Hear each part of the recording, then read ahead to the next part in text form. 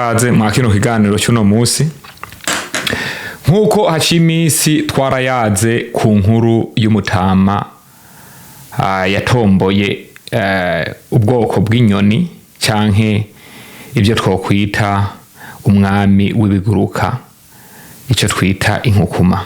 Ni mu bwoko bw'inyoni canke ubwoko bw'ibisiga, ariko ico gisiga gisanzwe gifise ama caracteristique canke ibintu bikiropresenta cyane cyane twebwe abana b'abantu dushobora kwigirako canke dushobora kurabirako akarorero.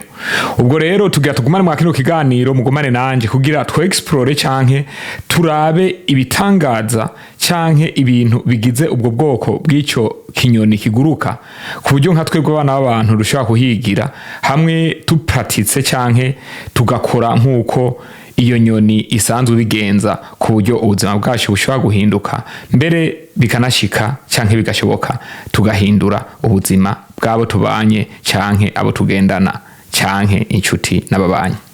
Murahawe ikaze mu kino kiganiro. Hey kid, don't ever let them get inside your head. They'll tell you what to do in life instead of everything you know that you could get. Don't let Mu bushakashatsi rero bwakozwe burerekana neza yuko inyoni canke ikiguruka bita inkukuma n'ubwoko bw'inyoni butagira mu migwi. Iyo buriko buraguruka ntibugira mu migwi canke ibyo twokwita amakundi. Nuvuga ni inyoni uzosanga iri kiraguruka mu kirere, uzosanga kenshi iguruka yonyene. Aho dusanzwe tuzi izindi nyoni nk'inuma, ubujeje canke ubunyoni buto buto usanga bugira makundi, inyoni y'inkukuma yoyo igenda yonyene. Bisigura iki? Bisigura yuko iyo nyoni igera kuri altitude canke mu kirere ku birometero binini gose canke birebire gose mu kirere, ku buryo izindi nyoni zidashobora gushika muri ico kirere. Nico gituma uzosanga uri kurarabisha amaso, uri nk'umwana muntu uri kurarabisha amaso, ntuzopfa kubona ubwo bwoko bw'inkukuma ku maso uri kuraraba mu kirere, bivanye nuko iyo nyoni igira mu kirere ikagera ibirometero byinshi gose hejuru mu kirere, kujya atari umuntu wese ashobora kuyibona. Niba uri kuzosanga uyibona ni nkuko ibije gucakira nk'akanyoni canke ije kwica akayoka canke ije gufata nk'inkoko, ko nyabwoko bw'inyoni busanzwe burya n'inkoko. Eka hariho n'abakera bavuga yuko inkukuma keshi zariba n'abana, utwana duto duto tukiri duto ufyinase yarazika kanoba ikagatwara, ariko izo ni nkuru bavuga nta evidence irimo. Rero iyo characteristique yo kwerekana yuko iyo nyoni igenda yonyene nka twebwe abana b'abantu yo twigisha gute? Iyo characteristique iratwereka neza yuko rimwe na rimwe mu buzima birakenewe yuko ugenda solo, ibyo twokita solo canke ugenda wenyene. Harakenerwa yuko mu buzima utagenda mu bintu by'ibikundi. Hari naho kerekefa mu buzima ushika ahantu usanga nabo mwagenda nabaguta, abagenzi inshuti n'ababanyi bakaguta, abo mwagoranye canke abo mwakuranye bikagera yaho ushika ku rwego mutandukana, bisaba yuko ugenda solo, ugenda wenyene, bivanye nuko kerekefa kugenda mu bintu by'amakundi cyangwa ugenda muri abantu benshi ushobora gusanga bigusorowinze down canke ugasanga biguteye intege nke, cyangwa ugasanga bitumye ugenda buhoro buhoro, cyangwa ugasanga uratakaje n'intego agomba gushika ku rugero cyangwa ubuzima bwawe. Nuvuga rero iyo nyoni iratwereka neza yuko rimwe na rimwe mwabuno buzima kugenda wenyene bidasobanura yuko uri umuntu mubi. Uyu uri umwe cyangwa ugasanga uri wenyene abantu baragutaye, bidasigura neza yuko ubuzima bwakwankiye canke yuko ubuzima bwawe butari ko bugenda neza, ahubwo bikwereka neza yuko uri ku kazi, uri kuragera kuntuze ku nteguro yawe wapanze canke aho ugomba gushika. Ikindi kintu iyo nyoni yisangije ariyo novuga yuko ari characteristique ya kabiri, ubushakashatsi bwakozwe burerekana neza yuko iyo nyoni ifise vision canke imbono. Nuvuga abashakashatsi babigize ivyo vyigwa barerekana neza yuko iyo nyoni ishobora kuba iri ku birometero 8 mu kirere, ikabona en detail ibintu byose biri ku butaka. Nuvuga kabara kabeba igomba gutagetinga, kabara kayoka igomba kujya, irakabona en detail a 8 kilometre mu kirere. umva bibonekana neza yuko inkukuma ari inyoni itangaje gose ku buryo ishobora kuba iri ku birometero 8 ikabona ndetaye ibintu biri kwisi. Nubwo ibyo bintu biratwereka neza yuko iyo ufise vision nubwo bya bimeze gute, nubwo hoba hasiga hakigiye kingana gute, nubwo hoca imyaka ingana gute, iyo vision yawe ntiyaterezwa kugira ante guhagarara ngo nukubera ngo distance ngo canke ngo umwanya uhaciye. Ikindi nuko iyo ugomba gushika ku kintu mu buzima quelquefois ilifo yuko ukibona utaragishikira, niyo bita vision. Uva vision ni kubona ibintu ka visualizing ibintu utarashikayo. Ushobora kuba ari plan ya business uri kurakora, ushobora kuba ari urugo uri kurapanga kubaka, ushobora kuba ari ahantu ugomba gushika, ushobora kuba ari kariyere mu buzima bwawe, ari amashuri ugomba kwiga. Ariko biba byiza yuko utangura kugira vision y'ivyo bintu utarabibona, ugatangura kwerekwa ukabona ibintu bitaraba reality. Nuvuga rero iyo nkukuma iratwereka neza yuko ari example rigomba kurabirako nk'abana b'abantu, kuko vision yayo ni ibintu by'igitangaza kubona iri ku birometero 8 ikabona ndetaye akabeba kari kwisi ikazi kagacakira. Abashakashatsi baravuga neza yuko iyo nyoni yibonye akabeba irabanza ikakarokariza neza, ikakabona neza, ikabonye igatargetinga target, ikabifise target yako. Bavuga neza yuko iri kiramanuka igira ku birometero byinshi gose, imanuka nk'umwami, ku buryo nubwo imvura yobe iri kiragwa, nubwo hoba hari gihuhusi, nubwo hoba hari umuyaga, ntitakaza focus mpaka itoye kajya kabeba canke kajya kayoka yebije gutora. Bikwereka neza yuko mu buzima hari gihe bishika ugasanga uri mu bikundi y'abagenzi, meme n'abagenzi hari gihe batakaza, meme n'inshuti cyangwa umuryango ukabatakaza kubera ufise vision y'ikintu cyagomba gushikako. Hari gihe bishika ugasanga umuryango ntugutahura, hari gihe bishika ugasanga babagenzi bamwe mwagendana ntibatahura vision yawe, ntibabona imbono yawe, ugasanga barakuvuyeko, ugasanga muratandukanye. Eka hariho n'abashaka kwita ikijuju cyaka bakavuga ati uri umusazi, ati umuntu ibintu ariko arakora nibiki, kubera wewe imbono yawe biba bitandukanye n'ijya vision yabo. Ivyo ni ibintu bishika no mu kwizera. Wowe umukristo wa vrai wategezwa ko ufise vision yawe, ukavuga ati je ndi umukristo ndafise vision y'ijuru, ukamenya ingene witandukanya n'abantu batafise vision nkawe. Ntushobora kuba uri umukristo canke uri umuntu afise business mind ugatangura kwiva yanga kujya kwimbata, ugatangura kugendana n'inuma, ukagendana n'ubujeje, ukagendana n'ubunyoni buto buto n'ububwebwe. Uteza kwidestinga ukavuga ati jewe ngomba kumera nk'inkukuma, mfise vision yanje, kandi singomba ibikundi, singomba approval y'umuryango, singomba ngo approval y'abagenzi, singomba approval y'ababanyi kuvuga ngo ababanyi bakwemere kubikora. We mugihe usanze ufise vision yawe uragenda kwagera kumwami nka kujya kwinkukuma, ugashika kuri target yawe atamuntu numwe arenze kuko approve. Urumva riyo ni characteristic nziza gose nk'abana b'abantu tugeza kwigira kuri inyoni. Nico gituma iyo topic y'inkukuma nayizanye kugira tuyigire ko nk'abana b'abantu turabukuntu two practica ukuntu isanzwe ibayeho, turabe natwe ukuntu two improvinga ubuzima bwacu. Tugira tuje kuri topic ya gatatu. Topic ya gatatu y'inyoni mu bwoko bw'inkukuma. Ubushakashatsi burerekana neza yuko iyo nyoni itajya ibikoko byapfuye. Mu Cyongereza nivyo bita live food. Nuvuga bavuga yuko inkukuma indya ziri fresh, kandi bakanavuga neza yuko ubwo bwoko bw'inyoni butaza burya ibyamwa, ntiburya amapera, ntiburya imicungwe, ntiburya ibintu by'ibyamwa, burya inyama gusa, kandi iyo nyama buriye itezwa kuba iri fresh. Nuvuga itezwa kuba ari inyama yiciyeho ngaho ubwo nyene. Ntuzosanga ubwoko bw'inkukuma ubwo bwoko bw'inyoni bw'inkukuma buri ahantu ngo hapfira igikoko mu ipori ngo uriko burajya. Uzosanga ari ibindi bintu by'ibinyoni, ibindi binyoni nyene bya kawaida nibyo uzosanga biriko rajya igikoko cyapfuye. Ubwo bwoko bw'inkukuma bwo butezwa kurondera indya ziri fre canke inyama iri fre, niyo ndya yonyene inkukuma ishobora kujya. Ati rero none ni kubera iki ubwoko bw'inkukuma burya indya ziri fre? Nuvuga mu isanzwe ibyo bintu bijanye na metabolism. Metabolism bavuga ko metabolism y'ubwoko bw'inyoni y'inkukuma ntibushobora kwaronga canke kuyirekura canke kuyemerera yuko yojya indya zaboze. kumva metabolisme y'iyo nyoni yubatse ku buryo itezwa kurya indya canke inyama ikirimwe amaraso nuvuga yiciweho ngaho ubwo nyene. Urumva iyo ni characteristique rero nziza kuri twebwe abana b'abantu. Utuza kuraba hari abantu uzosanga ugivye byo byose muri make. Ino characteristique y'inkukuma ntigomba kutubwira yuko reyerema yuko ari indya gusa, bagombye kutwereka yuko hariho ubwoko bw'abantu uzosanga inkuru zose baronse bamiragura. Nuvuga akagenda yumvise uduhuha utuntu bayembagiza aramize, yagenda hariya bakamubwira ibi akamira, yagenda hariya akagenda akamira. Nuvuga ni wa muntu usanga amiragura ibintu byose, ibijumbu aramira, ibigori aramira, imyumbati aramira, ibiharage akamira.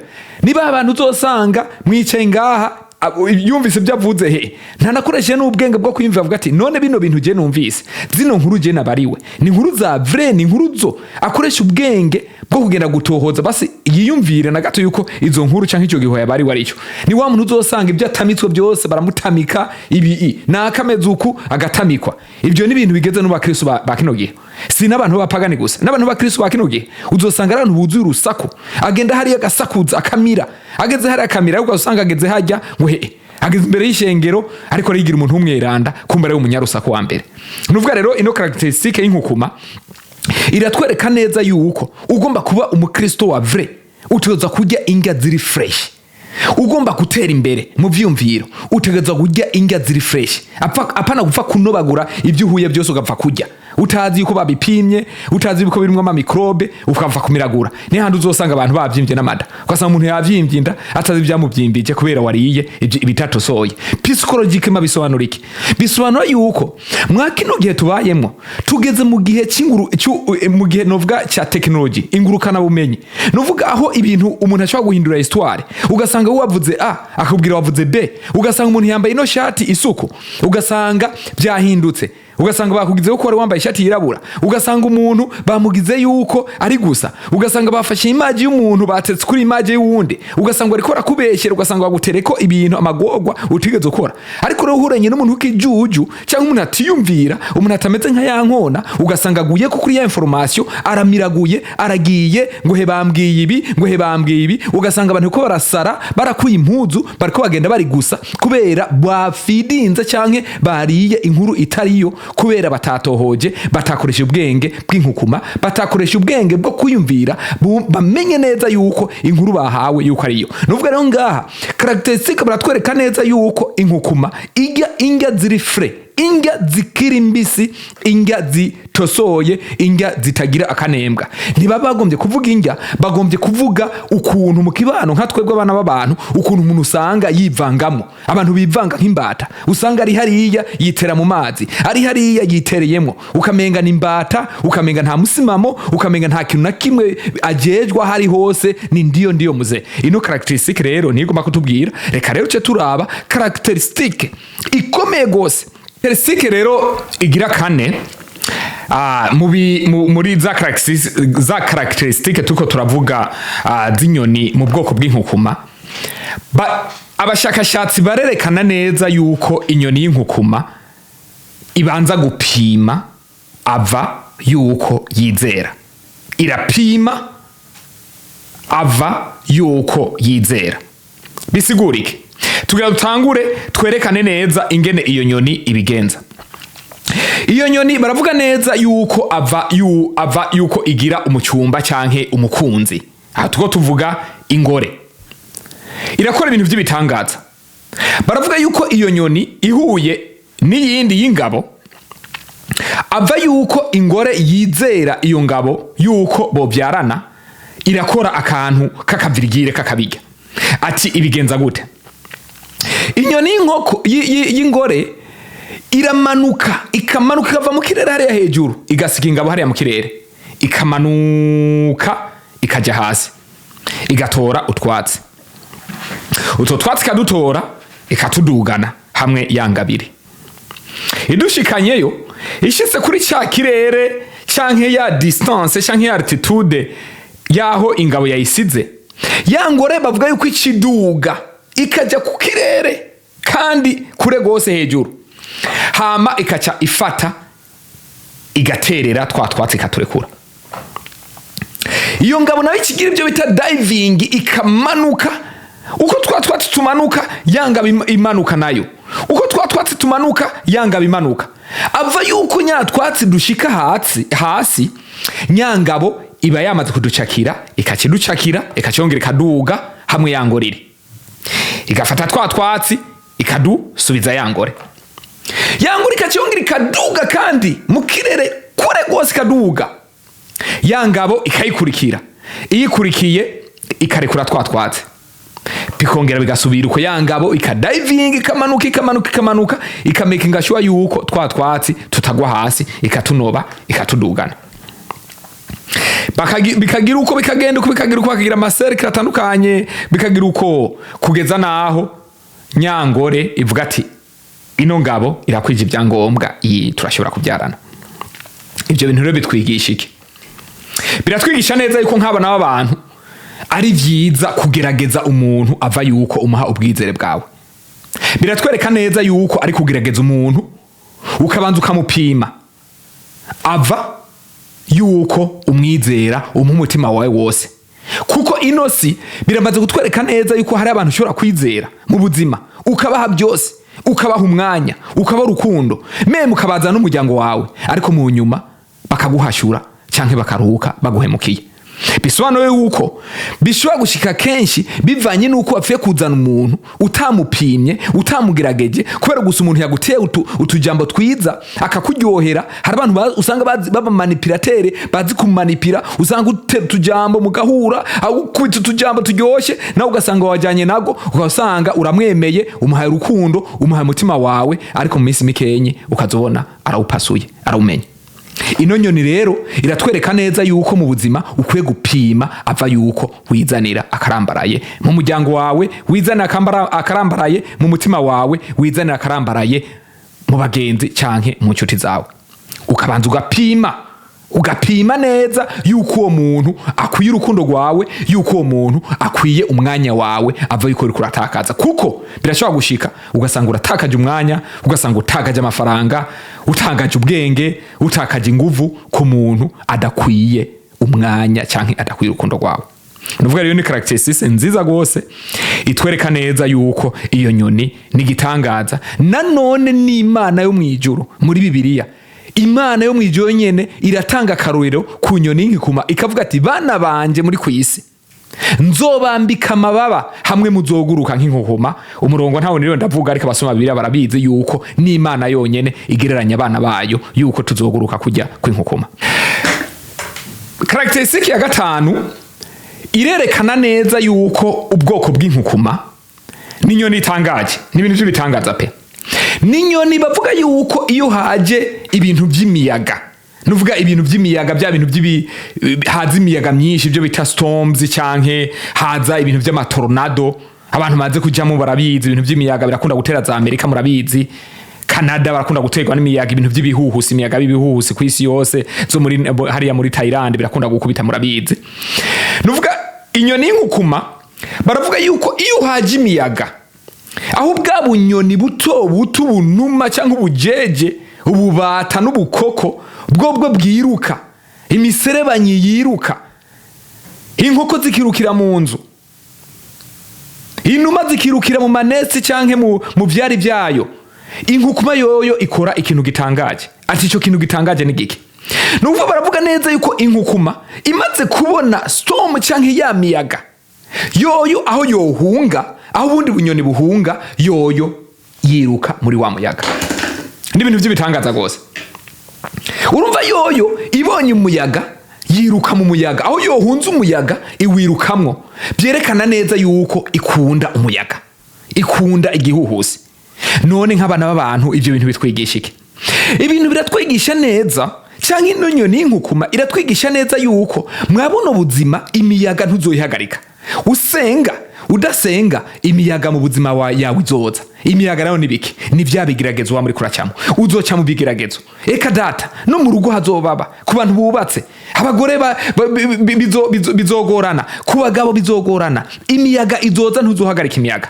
Ariko ikibazo, mbega iyo miyaga ije urayiruka canke urayitega? nivyo rero tugira turabire hamwe. Ubwa mbere avuye ko tuja kuri iyo topic tuyexplore neza, tugira tubanza turabe ni kubera iki iyo nyoni y'inkukuma yinjira mu muyaga. Hari igituma iyo nyoni iyo haje umuyaga w'igihuhusi, aho izindi nyoni zomoka zikiruka zigata zikagenda zigahunga, yoyo iyo nyoni ija muri uwo muyaga. Ati ni kubera iki? Ngira nabisigure. Inyoni y'inkukuma ni mu bwoko bw'inkukuma bavuga yuko ifise amababa akomeye gose. Mugiye amarosheje mukaja muri kugo mukaraba, ni kinyoni kinini gose gifise amababa ku buryo niho gishobora kuronka ry'amababa n'inguvu nyinshi gose, gishobora guterura inkoko yose kikayitwara. Meme baravuga na kera yuko catero byiba n'abana, ubwana buto kikabutero, ko ni kinyoni gikomeye gose gifise amababa akomeye. Rero abashakashatsi baravuga neza yuko iyo miyaga ije kica gifata ya mababa kikayarekura. Kiyarekuye kaca kigwa kigenda muri ya storm canke bya cagihuhusi. Cagihuhusi kaca gikubita gwa runyoni ariko gwita inkukuma. Wa muyaga ukacukubita ya nkukuma ikacirekura amababa ikacitangura ibyo bita kwarara, ikaca yarara. Mu bisanzwe kuri yo ni nk'umwanya wa relax wo kuryoherwa, ni nk'umwanya wo gupunguza stress. Abana b'abantu twebwe tugenda gupunguza stress mu bindi, abana b'abantu bagenda gupunguza stress mu binyobwa, abana b'abantu bagenda gupunguza stress mu biyayura mutwe, abana b'abantu bobo abana bagenda gupunguza stress mu gusoma Bibiliya. Hari abana b'abantu bapunguza stress mu genda muri jardin bagafata kayaga. Hari abapunguza stress mu kuja muri vacances. Inyoni yoyo ibita inkukuma ifata stress muri storm. Inyoni ibita inkukuma ipunguza stress mu byo bita storm. Nuvuga iyo ibihuhusi kije ku nkukuma yoyo ni nk'umuyondi, yo ibirose umuyondi. Nuvuga rero iyo nyoni igitangaza cyayo nuko yoyo aho izindi nyoni zibone ibibazo, zibona ati turatewe noneho turahunye turagowe noneho turapfuye, inyoni y'inkukuma yoyo ibonamwo agakiza, ibonamwo relax, ibonamwo kuryoherwa, kujya kayaga, ikarekura ibibaba, ikaguruka, aho yahora ikoresha inguvu iriko iraguruka, aho yahora ikoresha inguvu iriko iragenda guhiga, ikabona rero kuruhuka, ya storm ikaba ariyo yigurura yiraramiye iriko irarya umunyenga. Ariko twebwe ku bana b'abantu iyo ikibazo kije ikadata amaso arafyuka, amaso akavayo. Hari abandi bobo n'akabazo gatonyi usanga batangura no gusara, bagakura impuzu, bakomoka, bakiruka, ugasanga n'akabazo gatonyi. Ariko ino nyoni yoyo nubwo haza igihuhusi yoyo ahubwo ikikigwamo ikaca yiryohererwa. Bitwigisha iki? Biratwereka neza yuko hari ibihuhusi bizoza mu buzima bwawe, hari imiyaga izoza mu buzima bwawe itaje kukwica cyangwa itaje kuvunagura. Hari imiyaga izoje kukwigisha, hari ibibazo uzogira mu buzima kugira wige, ubanze zizagutengeneza. Hari ingorane ziza zikaguhashura, zikagukubita neza, zikagutengeneza, zikagushika ku murongo. Hari naho n'igihe mu buzima dukenera ingorane kugira uce muri izo ngorane kugira twige, kuko atangorane uciyemo ntuzokwigira wiga. Izo ngorane rero zishobora gushikira mu rugo, zishobora gushikira mu bagenzi, zishobora gushikira mu babanyi, ukabona umengana ibintu bije kukwica, oroke n'ibintu bije kugira umuntu akomeye gose, ibintu bije kuguha inguvu, bije kukubaka kugira ukomere kwibanga. Hari gihe bishika n'abagenzi, abagenzi mugatandukana, abagenzi mukankana, uwo mwasangiye, uwo mwose rimwe mugacika abansi. Ariko iyo storm nagira nkwizeze mugenzi yuko iyo miyaga, ibyo bihuhusi wo buri kuracamo, ibyo bihuhusi ntibije kukwica, ibyo bihuhusi bije kugira umuntu akomeye gose, ibyo bihuhusi bije kugira kuguha inguvu ku buryo nawe umunsi umwe uzohagarara, ugahagarara imbere y'Imana yakuremye, ugashinga intahe, ukavuga ati je narahuye n'ibibazo, jewe naka narahuye n'ibibazo, narahuye n'imiyaga, narahuye n'ibihuhusi, ariko ibihuhusi oriye kubyiruka nabigiyemo, ahubwo candarara, ahubwo candarelaxinga kuno kwino nkona. Reka tuje kuri karakisisi ya 6 tugumane, reka tubanze dufata akaruhuko. Hello, ndabaramukije mwese aho muri kwisi. Mbega byo bimaze gushika kuri ino si ukumva wihebuye, ukumva umenga isi ikubarayeko? Ubwo rero ndagusabye mugenzi, ntiwihebure na gato, shishikara, gira inguvu, ukomere kwibanga, kuko imbere ni heza. Na kare nanone Imana yakuremye irakuzi kandi umugambi gufitiye ni munini gose. Ubwo rero ntucikwe na kino kiganiro, reka gumane nanje tugiheze tucumvirize, kuko ibyo tugiye kuyaga n'ibintu bikomeye gose, bizogufasha mu kibano, bigufashe mu rugo, bigufashe ku kazi, reka bigufashe hose. Ubwo rero maraguhaye ikaze. Karakterisitike ya 6 y'ibintu bitangaje byino nkukuma kandi twebwe nk'abana b'abantu twogwigirako ati bimeze gute. inyoni y'inkukuma barerekana neza abashakashatsi yuko ishobora kubyara ibyana byinshi, ishobora kuberura canke kuko iratamagi ikaberura hama ikabyara ibyana. Ivyo vyana rero iyo hageze igihe yuko nyabyana by'inkukuma biva mu cari, nyina wabyo abyereka isi, nabyo bitangura ku-explora, bitangura guhura n'amagogwa y'inosi. Hari ikintu cy'igitangaza inyoni y'inkukuma ikora. Ati ibigenza gute? Irafata icana cya mbere ikagishira mu ibaba, ikagifata n'inzara, ikagiterura, ikaduga hejuru mu kurere muri bya birometero twavuga, igezeyo ikakirekura. Icana kiramanuka, kikamanuka, ariko rero nyina aguma akurikira, nawe abari nyuma. Uko nyacana kimanuka, nyina wacu nawe nikamanuka, kikamanuka. Icana rero cigihizi canke kiba cemewe neza yuko cyamaze gufata training ikwiye, nikigwa hasi. Ava ko kigwa hasi, kica girekura amababa, kikaca kiguruka.